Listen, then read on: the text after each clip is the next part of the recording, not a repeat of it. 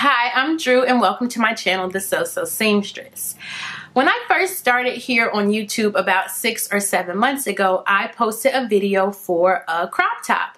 And I've received a lot of feedback on that video, mostly positive, and it's gotten a lot of views. I will say I made that video before I had hardly any experience sewing and none at all here filming and editing videos. So I would like to do another crop top video now that my sewing and filming skills have greatly improved. So today's video is going to be just for that. But this crop top is way more involved. It is sexier. It is more sophisticated. It is just a gorgeous top. It has a draped open front and a completely open back with a high neck. It's really cute. It's not necessarily vintage, as I've been doing a lot on this channel, but it is kind of 70s vibe, if I do say so myself. And so I hope you decide to stick around to the end of the video so you can see the process of me making it as well as photos of me wearing it at the end. If you decide you like this video, then like this video and subscribe to my channel. And also, if you hit the notification bell, you will be notified whenever I post a new video. And so with all of that said, let's get into today's tutorial.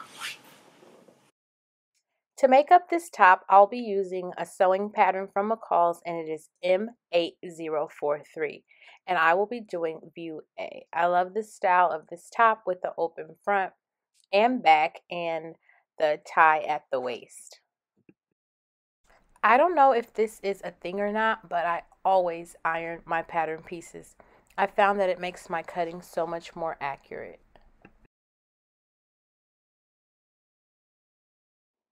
The kind of fabrics you want to use for this pattern is anything silky or satin or drapey.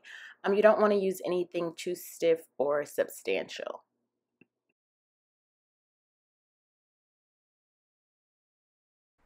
So with the fabric laid out and the pattern pieces ironed, I proceeded to pin them to the fabric, and my next step will be to cut them out.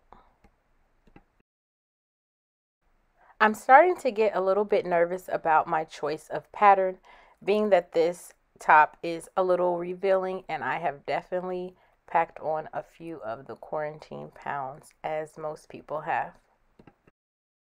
But nonetheless, I'm super excited to wear this top. I'm actually going to get to wear it on a date night this weekend. We are going to the movies, a place we haven't been in almost a year. They now have it where you can rent out a viewing room for a private viewing for a pretty reasonable price. You can have up to 20 guests, but my husband and I are going to just do the solo thing.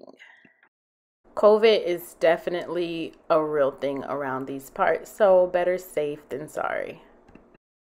And here I am cutting all of the pieces out of my fabric, and then there's also a few pieces that need to be cut out of interfacing, and so that's going to be the cuff for the sleeves, the waist part, the neck part. As you can see here, it shows you how many you need out of fabric and then how many you need out of interfacing. So with that done, I'm going to start on the front of the bodice with piece number 2 and piece number 1. And so piece number 1 is the interfacing that needs to be attached to give that some stability to the opening in the front. And so once you get the interfacing ironed on, you're going to want to finish this edge, and this is going to be the opening in the front. And so you're going to just fold that back and stitch it down. At least that's how I do it. I think the instructions for finishing say to stitch 1/4 of an inch from raw edge and finish with either pinking shears or overcast. And that's not what I did here. I just folded it over and stitched. Came out just fine. And now you're going to want to turn this facing to the inside along this fold line. And you're going to press it and then baste the upper and lower edges. And once you get these basted down so that they don't shift, you're going to gather the bottom between the small notches. I first did this by hand, and then I thought against it and did it by machine, so that way the gathers would be more uniform, because this is going to show in the front. Next, you're going to bring these center front edges together and you're going to whip stitch the seam allowances down. And so I made sure to line this up evenly and get it all in place before I did the whip stitches. I checked it against the paper pattern just to make sure that I had lined it up as it should be.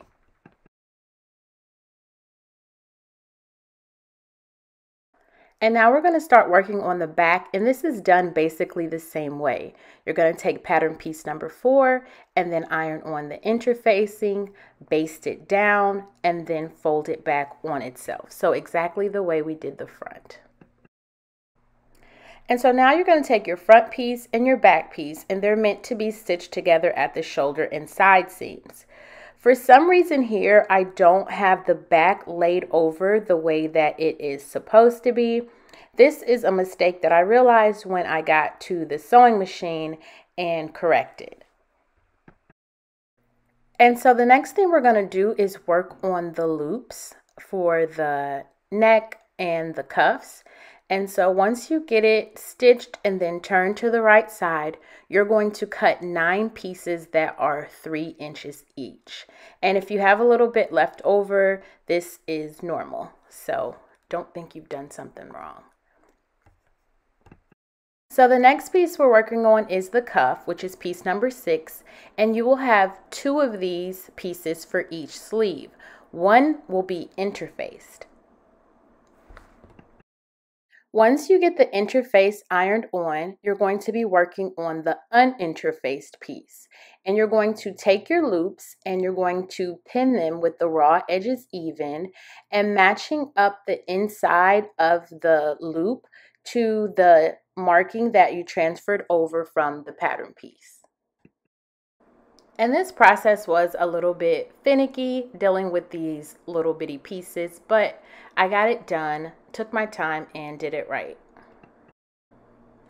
And so now you're going to take the interface piece and lay it on top and pin them together. And then you will stitch from one edge to the other, from one small dot to the other, basically. And you'll be leaving that top piece open to be able to turn to the right side. Get it turned to the right side, you're going to press it and get it all nice and flat. You will then take the edge of the interfaced in and fold it back for the seam allowance and press it down. Then you will trim down that seam allowance to about 3/8 of an inch. And so now we're working on the collar. So what you're going to want to do is you're going to pin the collar to the neck edge of the top. You're going to be matching the centers and symbols, and then you'll baste it and stitch it, and you're going to keep the pressed edge, the interfaced side, free. And then you'll trim it down and press the seams toward the collar. This process was a little bit tricky at times. I just had to keep stopping and checking and making sure what I was doing was correct. So just make sure you line up those ends and all the markings so that way you're getting this collar laid the way that it needs to be. And once you do that and get it stitched down, then we're going to work on finishing it on the inside. And so you're going to do that by taking this open end and pulling it down over where you stitched it at, the raw edges, and you're going to press it really good first. And then we're going to slip stitch all of that in place. And so if you haven't done a lot of slip stitches before, by the time you finish this top, you will be a pro at it.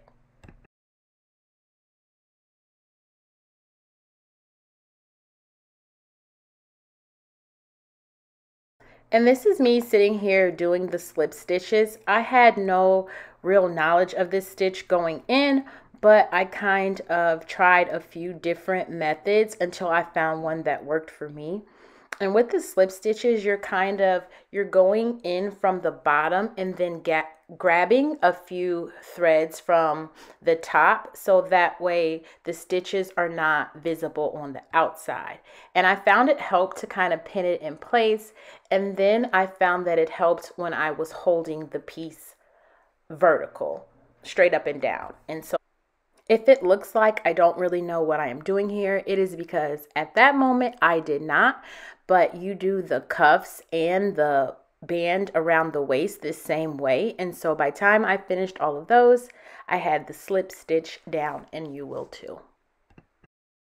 And so this is what it looks like all completed. And I am pretty proud of these stitches. My technique may not have been the best, but the stitches are not visible from the outside. And that is the point. And so now we're going to be working on the lower waist piece and the sides, which are pieces 8 and 9. And so you're going to stitch 2 number 8 pieces to the edge of a 9 piece, and you're going to do this twice. So we basically end up with duplicates. One is called a facing. And so then you will put them right sides together, stitch the ends and the lower edges, leaving open between the outer large circles, which are the 2 at the top on the end, and that is where we're going to turn it right side out. And so once you get all of this pinned in place, you're going to take it to the sewing machine and get it stitched, and then we will turn it right side out and press it. And if you're checking out my I Voted Today wristband, I hope that you did too.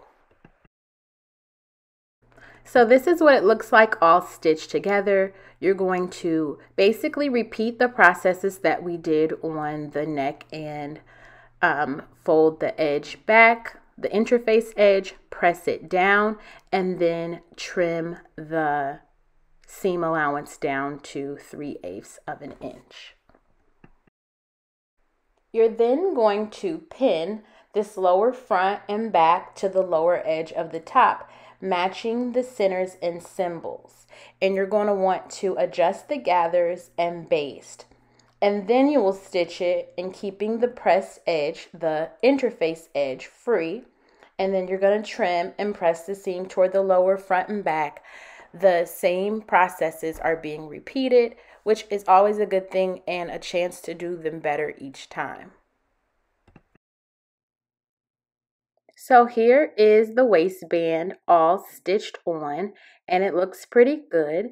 And when you flip it over, you will see that the back of this has been finished the same way that we finished the neck, and that's with those slip stitches. And so as you can see, they look even better here than they did the first time, so that is definitely a plus.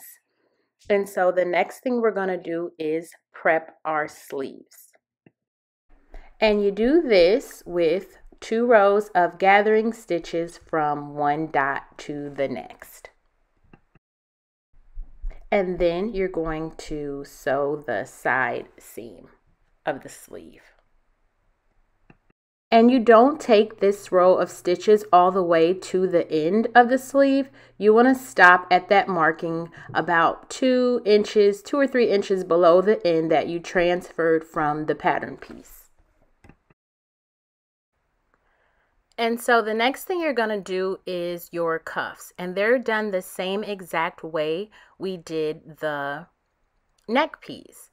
Except for, if you notice here, I am pinning the loops with the loop hanging off the edge, and it should actually be reversed.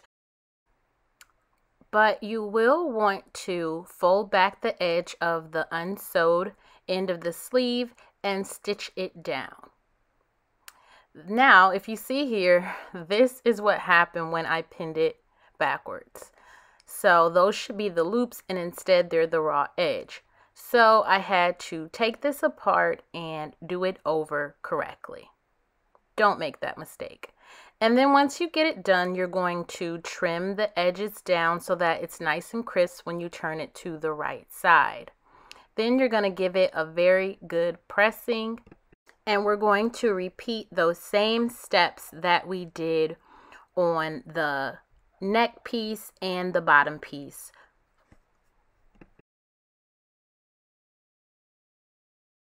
And once you get that stitched, this is what it looks like, all nice and neat after you've done those slip stitches. And so now we are going to attach the buttons, and I have some really cute gold ones. The pattern called for smaller buttons, but they didn't seem sufficient, so I would definitely go with a bigger button than the pattern calls for. And this is the top on my dress form, and it is so amazing. I really love this top, and I'm going to go and slip it on so I can show you guys some pictures of me wearing it. This is the back, and it is gorgeous. Thank you for watching this video. If you have any questions or comments or suggestions, please leave them in the comment box below.